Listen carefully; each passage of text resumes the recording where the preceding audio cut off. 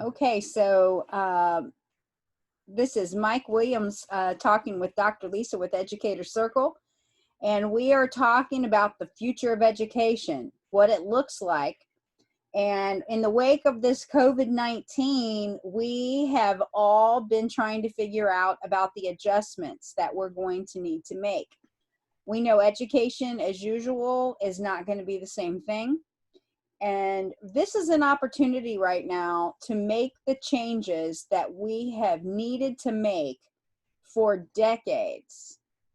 There are many, many problems in education that we've all been battling, but because of systemic issues, it's been extremely challenging for all of the school leaders, superintendents, principals, other educational leaders, because of bureaucracy, because of the archaic structure of the schools, and how difficult it has been to bring about school reform.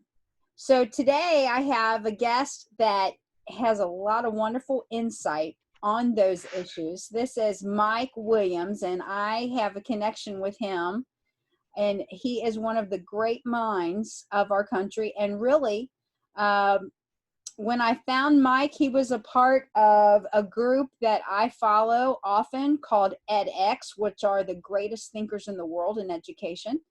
And he was a part of this group. And so, Mike, tell everybody, as we've been talking about experiential learning and how important that is in order to help the kids learn in a permanent way, not just expose, but to actually learn by doing and to be able to transfer that learning to life where it sticks with them.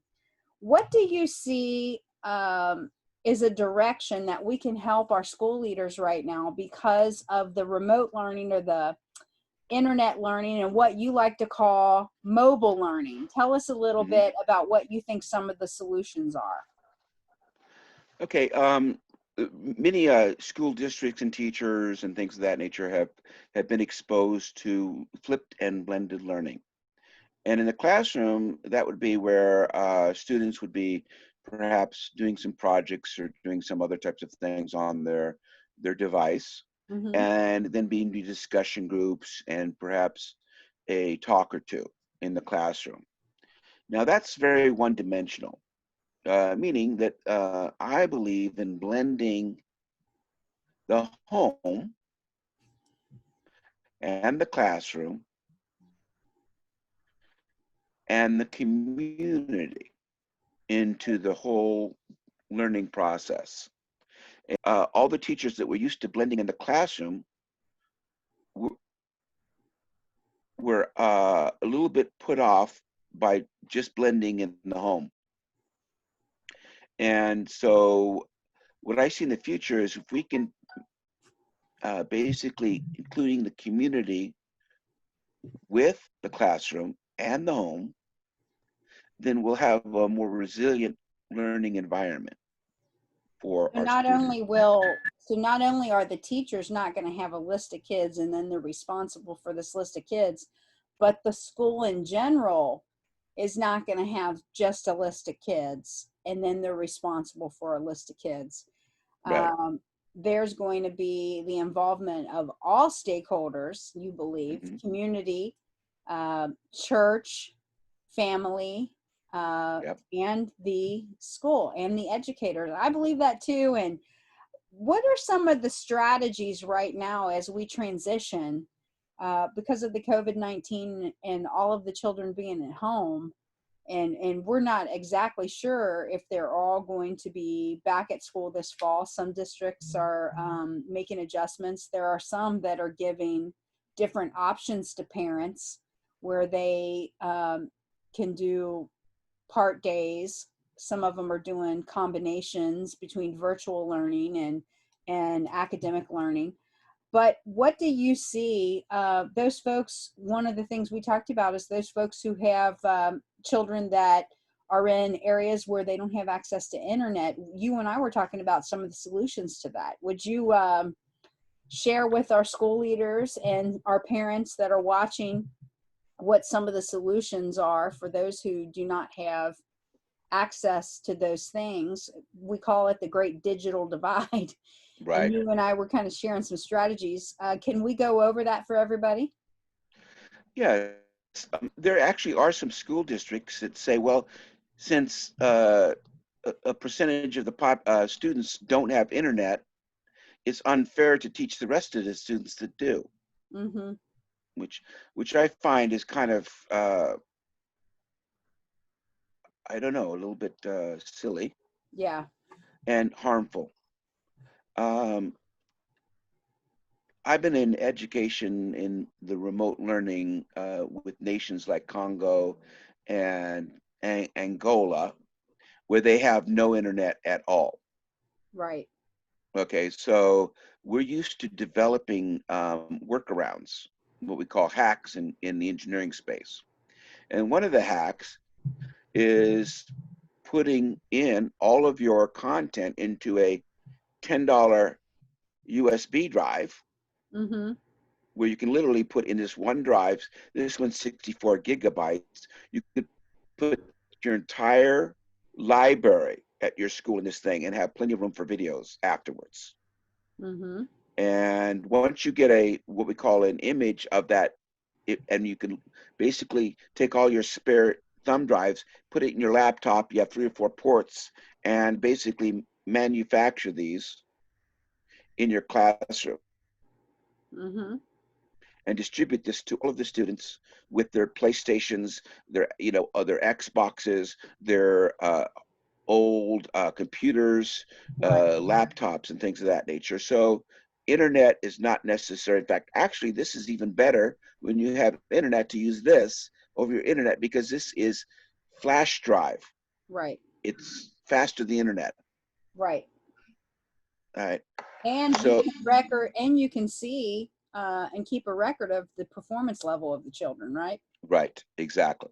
And in my spreadsheet, which I provided with you, and if you could put into the comments, if you put this on YouTube, there'll be a link to a Google spreadsheet Mm-hmm. with all the resources starting at row 30, Yeah. going down to everything from Khan Academy to medical videos to the Gutenberg Project, which has literally 20,000 uh, age appropriate novels from some of the world's greatest authors on practically every subject known to man and woman and children. And there's literally so much material that you can download into your thumb drive, a 2 terabyte drive, whatever. Yeah. And they can upgrade this too if there's some stuff that's missing. And they can do that periodically, whether they ride their bicycle down to a Wi-Fi spot and upload it. Once we become native to this type of technology, then there's no excuses. It's the dog ate my homework is just not one of the excuses that we're going to use. So that's how they've been doing it in Africa.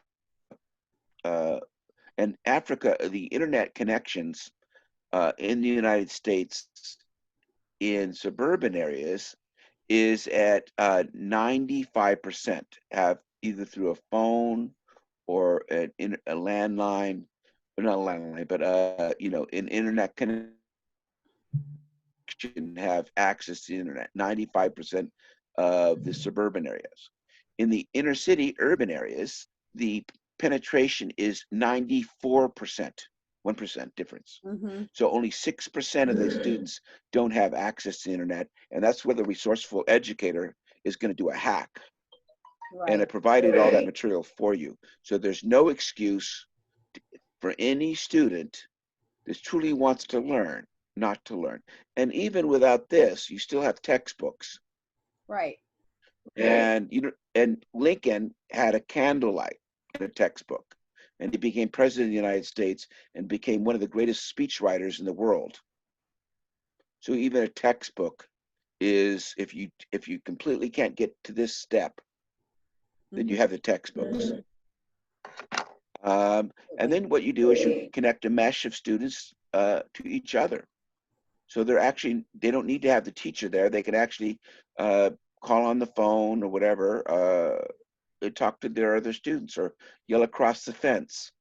And then you have siblings teaching each other, and then you got the Socratic method, learning by teaching. So there's opportunities in an abundance for curious students. And what do you see right now? I'm looking at my list of questions that I had for you. What do you think some of our goals as a country in America right now should be? What should be some of the things we begin shifting so that we can transform our systems? Okay, well, when we're talking about K6, Mm-hmm. that's where the vegetables are just picked right out of the garden and they're the freshest that they can be. Mm-hmm. Now, we have a problem I'm going to talk about creativity Yes. and convergent and divergent thinking. I have a very unusual way of looking at creativity. Divergent thinking is like MacGyver or Einstein. That's where actually we like all people to get to, Yes. is that place of divergent thinking. This is the type of stuff that can save the world Mm-hmm. or make the world a better place or bring peace to humanity and perhaps even do all the things that are problems. Okay, so they have a test for that. They gave a paperclip to 1,500 people, and they said, how many uses can you come up for a paperclip, like fish hook and things of that nature? They gave it to 1,500 kindergartners. Mm-hmm. 98% of kindergartners tested at genius level. That's the type of stuff that could save the world. 98%. They asked the same question 5 years later, the same kids. 33% were geniuses. They asked in 10th grade, same question, same kids, 13%. They asked the same question when they were adults, 2%. Now, Hmm. my takeaway from it is, Lisa, sometime in your life, you were a genius. Mm-hmm. Now, what took that away? Now, at first, most people blame parents and teachers in the education system. Mm-hmm. Now, that's where I first started, and then I started to think about it a little bit, and I'm let the educators and the education system off the hook on this one. Here's what I observed. Now, I've worked with children for 36 years as a professional birthday clown, and I watched the way interaction of families, okay? And I noticed something that young children do a lot of, asking freaking questions. Oh my God, they ask so many questions. How, what, when, where? And then when they get a little bit more, how come? They add two things to it. And so they become much more curious. Mm-hmm. I mean, they're asking so many questions. Sometimes the questions are rather profound and deep. The meaning of life, you're 4 years old. How did you get at this question? They get to middle school. And if you sit in the front row and ask questions, your peers make fun of you. Mm-hmm. So from that point on, you start to suppress your curiosity. By the time you get to high school, it finishes the process off. By the time you get to college, you're deaf, dumb, and mute. Now, I was in 26 schools growing up as a child. So I was always the new kid. Mm-hmm. And let me tell you, we don't get strawberries and ice cream when we're the new kid. We get beat up upon by our peers. And I learned in first and second grade not to base my self-esteem upon my peers. So Right. when I got to middle school and they said, don't sit in the front row or ask questions, do you think I listened? No. So let me just give you an example and speak. Blow your mind. When my son was 2 or 3 years old, I heard an interesting statistic. 85 to 90% of all physical and sexual abuse to children is from family, friends, and neighbors. So I told my son, don't talk to family, friends, or neighbors. Talk to as many strangers as he likes. No stranger to my family. Now, if you teach your child to be shy and acquiesce, guess what victimizers like? They like the shy kids. Yeah. And when a child gets afraid, they get deer in the headlights and they can't think. Now, my son's now 34 years old. He grew up very close to the one-ways in Norwalk, which is a crime area, and he's never been physically or sexually attacked. He's even more chatty than me, which is quite an accomplishment. But he's learned to be able to be comfortable and not be fearful. He's very courageous. He's willing to speak his mind, and he believes that speaking your mind is not hate speech. And he's not afraid of being canceled, which is rather averse. So what we have here going on in our, speaking of the what we talked about earlier in counselors, what counselors are missing out is this, that putting a bubble around children with these play dates is not good for child's growth. Mm-hmm. And no tolerance for bullying, physical bullying, is also not helpful, because some of my best friends were the kids that punched me in the eye, and I learned in the process to overlook that, and they became some of my best friends. Right? We've developed young kids with thin skins Mm-hmm. with the play dates. There's not enough time in an adult's life to provide enough play dates for children, period. And then we complain about when the kids don't go out and play. Well, we've told them not to go out and play because there's a boogeyman.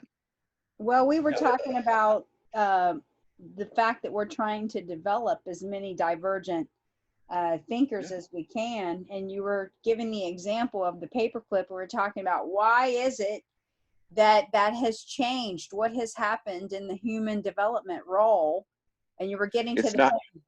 yeah, it's not the teachers or the education system. It's the groupthink that happens amongst middle schoolers that try to actually during middle school is when teachers and parents lose the connections with their students. They have a stronger connection in K6 than they do in middle school. Mm-hmm. Middle school is where all of the groupthink and all the other things go into become a toxic mix. And I have a couple of solutions for that. Okay. All right. Um, in K6, we have this hour called a genius hour. Mm-hmm. You've heard of that? No. It's where kids get together and they work on their inventions Okay. for an hour. It's called a genius hour. And what I'm thinking could be done is have a birds of a feather hour once a week. Okay. Right. So everybody likes animals go in that corner of the room. Everybody that likes Legos go in that corner, and you break it up into maybe 5 or 6 groups, and the kids work on their projects for an hour. And during the week, as they're working on dinosaurs, they share with their friends uh, 1 hour a week, and they develop a support group. Right. Yeah.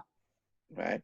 And so when they get into middle school, they still have support allies. Right. Mhm. Uh, and support groups sometimes naturally occur, but you can literally encourage it in the classroom behavior. Well, one of the things that uh, you've done is you've spent a whole lot of, you've invested a whole lot of time and energy over the years into creating materials that are free. And you Mm-hmm. literally have something that you call the First Free University. Tell Right. everybody about that. Well, education, here's the thing. There's a term called, there's no such thing as a free lunch. Okay. Well, basically that kind of like depreciates free. Right. Hmm. Life on this planet couldn't exist without free sunshine, free air, or free water. But we can exist without a free Maserati. Right. So if we can make things free, make them free, and that opens up all of the resources, whether it be teacher time, uh, labor time, that frees up all of that resources, that abundance, to create a richer environment for learning. Well, tell us a little And bit about some of those things that you have created. okay, Um, Well, there's three projects that I'm working on currently. The first one I started in 2010 was a free K-12 and K university. I would like to call life learning from early first 1 year olds, 2 year olds, all the way up to death, Mhm. where your transcript and all your artwork and all of your literature is in your Dropbox in Mhm. this free learning platform that you create throughout your thing. So you never lose your transcript. And then you could share that work with your teachers, your educators, your school districts, your employers, your family, your friends, and your community. And basically, your transcript is your whole digital educational footprint. Yeah. Uh, and so that's what I envision. And it can be completely um, crowdsourced, meaning that I'm not the author, but I'm just basically maybe the yeast that goes into the bread, and other people add the flour, the water, and the love to basically grow something for humanity. And we can basically offer this educational bread to humanity in every language, in every shape, form, and whatnot across the world. The Yes. second project I'm working on is mentoring, which is a part of the learning system. A lot of kids get into their 20s and 30s and they don't know what they want to do. Or big data, robotics, and automation has displaced somebody and they need to develop a new career set. So what I learned is I want to be starts in elementary school. I want to be a doctor. I want to be an astronaut. It abruptly ends in middle school when your friends say, "So what do you want to be?" "I want to be an astronaut." "Oh, you're not smart enough to be this. Besides that, you're a girl." So with my video camera, I went out and interviewed 3 astronauts at Caltech. And they said, "What could elementary school kids get involved in for future space?" They said hydroponics and robotics. So I went out to an aquaponics farm and filmed all the fun things you can do at an aquaponics farm and everything about it, kid friendly. So basically, what I did is I built that show, the interview with the astronauts, and the show and tell of the space. And then I've developed a big database of all the community gardens, hydroponics, aquaponics in the world. Mhm. Everything about it. Kid friendly, hours of operation, YouTube, Facebook, Instagram, Snapchat. Lay that in a layer in Google Maps. So as a young person watching a YouTube video or a parent, they go, "Oh, this is exactly what I'd like to do." At the end of the video, a button pops up and it says, "Find a garden next to you." They click on a button, a map opens up local to them in Macon, Georgia, 3 blocks away on Wednesday's Family Day. They bug their parents to go. The parents take them to the space, the parents meet the mentor, and the child working on their curiosity. They get to middle school and the friends say, "So what do you want to be?" "I want to be an astronaut." "Oh, you're not smart enough to be an astronaut." The young person can say, "Well, for the past 2 years, I'm working on a variety of tomatoes that's been considered for the Martian colony. I don't think you know what you're talking about." So here's the thing about an aspiration is it's like a little spark in a campfire. You have to put your hands around it to protect it from the wind and the rain. But after the spark grows a little bit, even the wind or rain can't blow it out. For instance, you never have to ask a child, "Have you done your dinosaur homework? Have you done your astronomy homework? Have you done your computer gaming homework?" It's just not a thing. Mhm. So as a child goes through school with an aspiration, they're like virtual sponges. They want to know about astronomy because a comet killed their dinosaurs. They want to know biology, photosynthesis, kinesiology. They want to know about all the various different carnivores. And they want to know about geology because their dinosaurs are somewhere in that earth. They don't go Okay. through Well. school. Okay. And then you had a third one you were working on. What Okay, was your that's other the project? okay. The third one's called a smart city or badge map. Now, a lot of adults will say badges. That's for kids. We'll tell that to the generals with a basically a chest full of badges. Uh-huh. Talk to the generals, right? Badges work for everybody. Now, badge match works like this.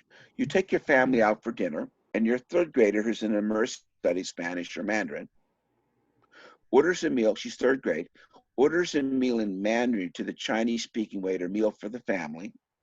The family gets 10% off the menu. The child becomes a hero and gets a badge. And every time she uses Mandarin at the library, and the map itself shows where Mandarin is spoken, her badges increases in value. That's sort of You like go Girl through a walk, Scouts and Boy Scouts, right? exactly, the scouting, okay? Then you go through a walk through a forest with your first grader. You give them your phone. It says, how many different types of trees do you see? Take a picture. You give your tablet to your fifth grader and say, what animals live in this environment? And you go for a quarter-mile walk. Let their curiosity drive them. You don't even participate. You just kind of watch that they don't drop off of a ravine or something, or get, you're just basically watching them. You go for a quarter-mile walk. You pick up the phone from the first grader. You click it, and you go, oh, you found 15 of 20 trees. Very good. Now, the next time you do that walk, he wants to find the other 5. And this The is a fifth grade, great example of what we talked about early on, is in the future of education involving the community, because there are exactly. extensive programs already developed like this. It's just a matter of them being connected to the schools. A lot of times there's a complete separation, or they're set up as an after school program or a summer program, that sort of thing.